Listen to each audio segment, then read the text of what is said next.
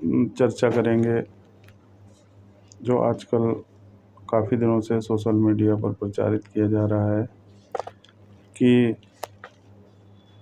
सनातन में दिव्य शक्तियाँ जैसा कुछ नहीं होता है और एक महानुभाव हैं जो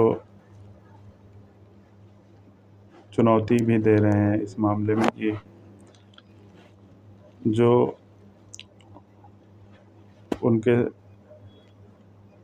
सामने ऐसी शक्तियों का प्रमाण साबित कर देगा उसे वो 80 लाख रुपए का पुरस्कार देंगे। तो आइए देख लेते हैं किस प्रकार का है।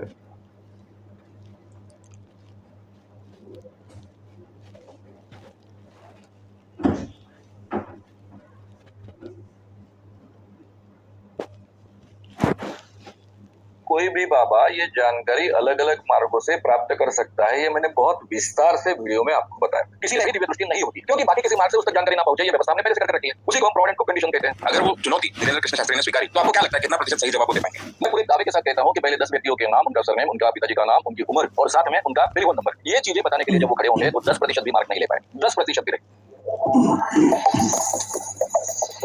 कुछ लोग फिर से वही सवाल पूछ रहे हैं कमेंट्स में, इसलिए एक बार फिर से वो जवाब आप दीजिए। आपने जो 3 साल पहले से चुनौती दी है वो ये है कि पहले तो आप लिखित रूप से चुनौती स्वीकार करो। दूसरा आपने कहा है कि एक न्यूट्रल जगह पे आपको आना पड़ेगा और जजेस पहले से तय होंगे और चुनौती स्वीकारोगे। यानी क्या? तो आप ये 10 लोगों के नाम, पते वगैरह, नाम बताओगे, मोबाइल नंबर बताओगे, ऐसी क्लियर चुनौती आपने उनके सामने रखी। तो ऐसे न्यूट्रल जगह पे वो बागेश्वर बाबा क्यों नहीं आते? वीडियो पे आके बोलते रहते हैं कि चुनौती में स्वीकार करता हूँ, चुनौती में स्वीकार करता हूँ, पर ना आपको लिखित रूप से लिख के देते हैं और ना ही न्यूट्रल जगह पे वो चुनौती स्वीकार करते हैं, दरबार में बुलाते हैं। उनको जो चुनौती दी गई है वो चुनौती यहाँ पर लिखी हुई है। इसमें ये शर्त लिखी है कि ये चुनौती आपने स्वीकारी तभी माना जाएगा जब आप स्टैम्प पेपर पर इस पर साइन करो। स्टैम्प पेपर के साथ में ये शर्तों के साथ में आप साइन करोगे तब माना जाएगा कि ये चुनौती स्वीकारी जाए। दूसरी बात, इस चुनौती में जो 2023 से आपको दी जा रही है, बार-बार रिपीट की जा रही है, इस चुनौती का आयोजन पत्रकार भवन नागपुर में ही किया जाएगा। नागपुर क्यों और पत्रकार भवन क्यों? पत्रकार भवन एक तटस्थ जगह है जो ना मेरे मालकियत की है ना जो आपकी मालकियत की है। पहली बात, नागपुर क्यों? नागपुर आपके लिए बहुत ही सुविधाजनक है क्योंकि नागपुर के महाराष्ट्र के गृह मंत्री और मुख्यमंत्री आपके शिष्य हैं। वो आपके चरणों पर माथा टेकते हैं, आपको गुरु मानते हैं, इसलिए आपको पूरी तरह से 100% वहां पर सुरक्षा मिलेगी। इसलिए आपको डर किस बात का है यहाँ आकर आह्वान स्वीकार करने का?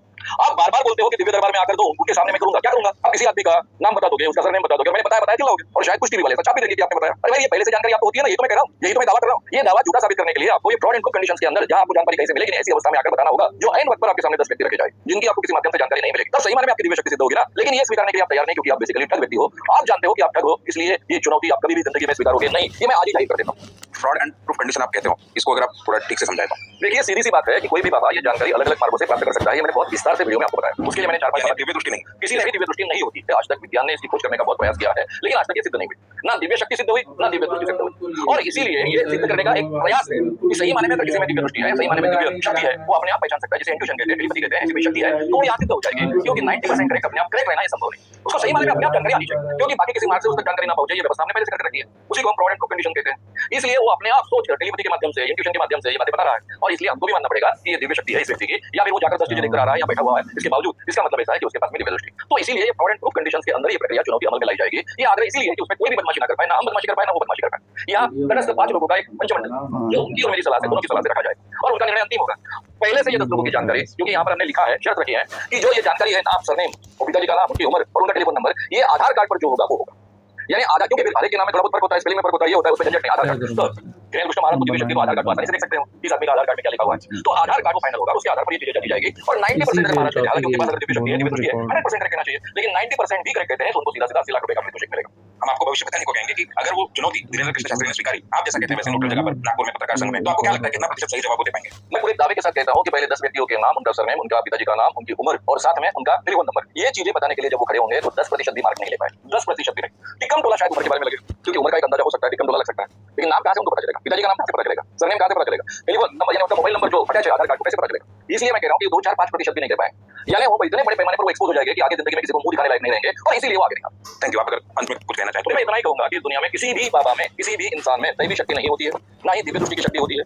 ये सभी बाबा और ये सभी के सभी जिनको अपने आप को दिव्य शक्ति वगैरह कहलाने वाले लोग होते हैं, ये केवल ठग होते हैं। लोगों के मन में जो बचपन से उन पर संस्कार हुए हैं, उस अंधविश्वास का फायदा उठाकर उनको ठगने का काम करते हैं और धीरेन्द्र कृष्ण महाराज उन ठगों में से ठग शुरू।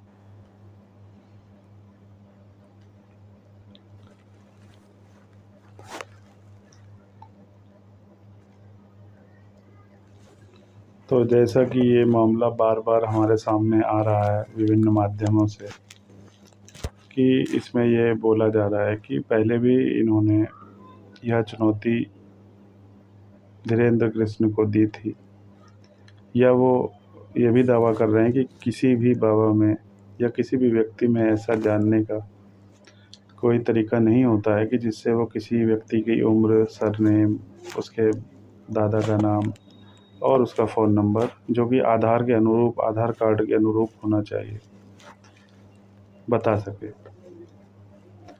तो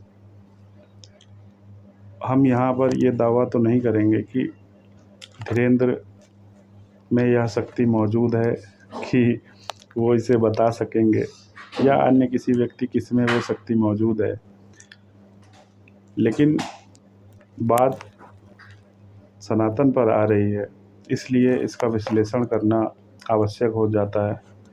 और सनातन को जानो यात्रा के माध्यम से हमारा यही प्रयास है कि जो वास्तविकता है और झूठ का जो अंतर है, उसे हमेशा के लिए वीडियो के माध्यम से हम समाप्त करने का प्रयास करें।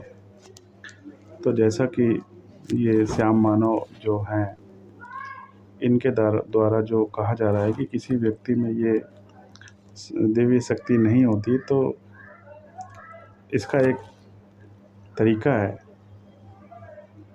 कि कोई ज़रूरी नहीं है कि वो व्यक्ति प्रमाणित करे कि उस व्यक्ति में ऐसी कोई शक्ति मौजूद है, लेकिन इसका मतलब ये नहीं है कि अगर कोई प्रमाण नहीं है किसी चीज़ का, तो वह चीज़ ही मौजूद ना हो।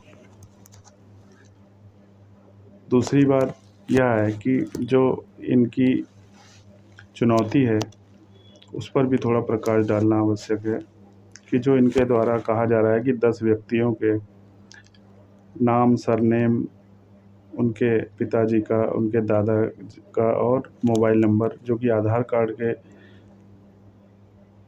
प्रमाण के रूप में एकदम उसी स्पेलिंग में बताना ज़रूरी होगा, तभी वो 80 लाख रुपए का पुरस्कार देंगे। तो सबसे पहली बात तो ये है कि अगर किसी व्यक्ति के पास दिव्य शक्तियाँ हैं या दिव्य दृष्टि है और वह 80 लाख रुपए के लिए उसका प्रमाण भी देने आता है, तो वह तभी ऐसा बता सकता है जबकि जो सामने व्यक्ति खड़े हों, उन्हें इन चीज़ों की जानकारी हो। मतलब कि यह है कि जिस व्यक्ति के नाम, सरनेम और उम्र जो कि आधार कार्ड के अनुरूप हो, उस व्यक्ति को भी उसका पता होना आवश्यक होगा। तभी कोई वास्तविक दिव्य दृष्टि रखने वाला व्यक्ति उन चीज़ों को बता सकेगा। रही बात मोबाइल नंबर की, तो दिव्य दृष्टियाँ किसी आधार कार्ड में नहीं झांकती कि किस फलाने आधार कार्ड में किस व्यक्ति का कौन सा मोबाइल नंबर अटैच है।